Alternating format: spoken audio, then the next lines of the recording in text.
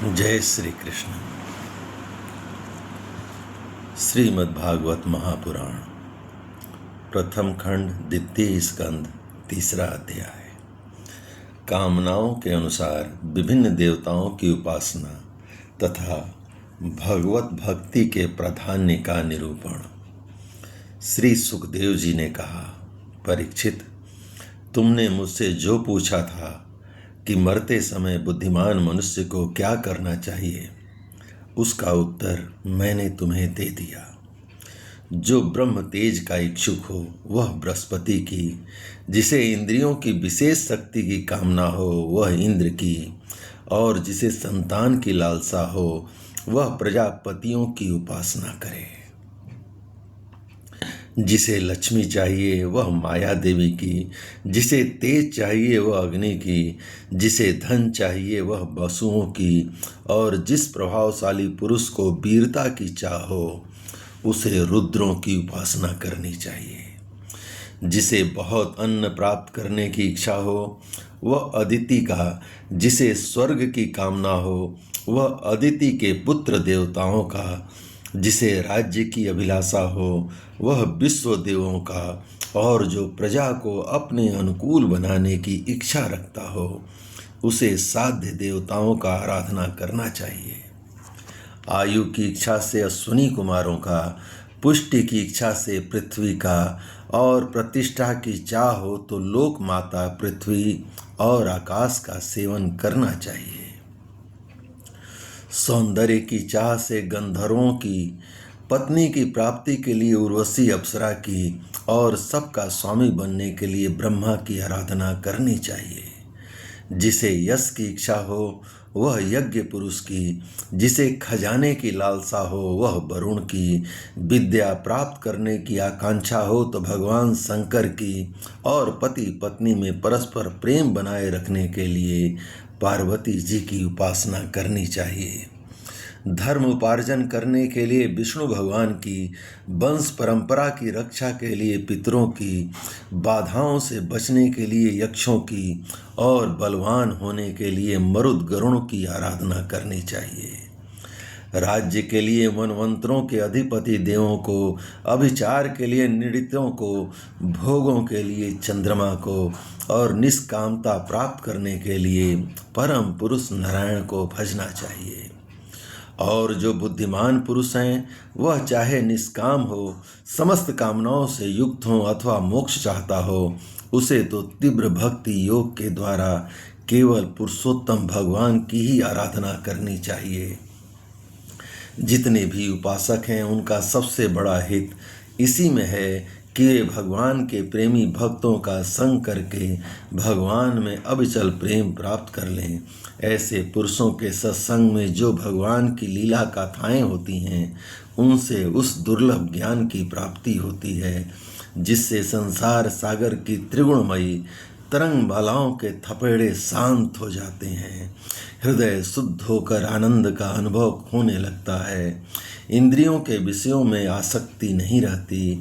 कैवल्य मोक्ष का सर्वसम्मत मार्ग भक्ति योग प्राप्त हो जाता है। भगवान की ऐसी रसमयी कथाओं का चस्का लग जाने पर भला कौन ऐसा है जो उससे प्रेम न करे। सौनक जी ने कहा, सुत जी, राजा परीक्षित ने सुखदेव जी की यह बात सुनकर उनसे और क्या पूछा। वे तो सर्वज्ञ होने के साथ ही साथ मधुर वर्णन करने में भी बड़े निपुण थे। सुत जी, आप तो सब कुछ जानते हैं। हम लोग उनकी यह बातचीत बड़े प्रेम से सुनना चाहते हैं। आप कृपा करके अवश्य सुनाइए, क्योंकि संतों की सभा में ऐसी ही बातें होती हैं जिनका प्रियवसान भगवान की रसमयी लीला कथा में ही होता है। जिनका पर्यवसान भगवान की रसमयी लीला कथा में ही होता है। जय श्री कृष्ण। पांडुनंदन महारथी राजा परीक्षित बड़े भगवत भक्त थे। बाल्य अवस्था में खिलौनों से खेलते समय भी वे श्री कृष्ण लीला का ही रस लेते थे। भगवानमय श्री सुखदेव जी भी जन्म से ही भगवत परायण हैं। ऐसे संतों के सत्संग में भगवान के मंगलमय गुणों की दिव्य चर्चा अवश्य ही हुई होगी। जिसका समय भगवान श्री कृष्ण के गुणों के गान अथवा श्रवण में व्यतीत हो रहा है, उसके अतिरिक्त सभी मनुष्यों की आयु व्यर्थ जा रही है। ये भगवान सूर्य प्रतिदिन अपने उदय और अस्त से उनकी आयु छीनते जा रहे हैं।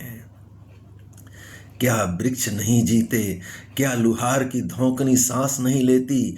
गांव के अन्य पालतू पशु क्या मनुष्य पशु की तरह खाते पीते या मैथुन नहीं करते?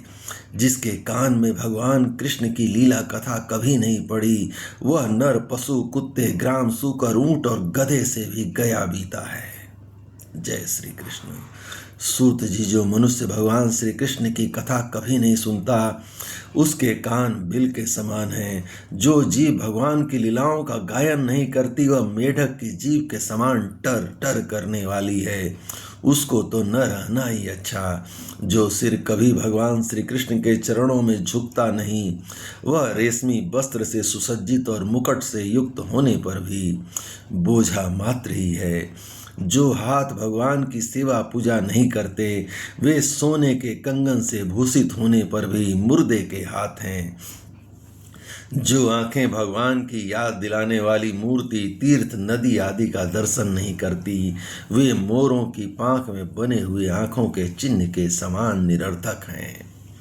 मनुष्यों के वे पैर चलने की शक्ति रखने पर भी न चलने वाले पेड़ों जैसे ही हैं, जो भगवान की लीला स्थलियों की यात्रा नहीं करते। जिस मनुष्य ने भगवत प्रेमी संतों के चरणों की धूल कभी सिर पर नहीं चढ़ाई, वह जीता हुआ भी मुर्दा है। जिस मनुष्य ने भगवान के चरणों पर चढ़ी हुई तुलसी की सुगंध लेकर उसकी सराहना नहीं की, वह श्वास लेता हुआ भी श्वास रहित शव है।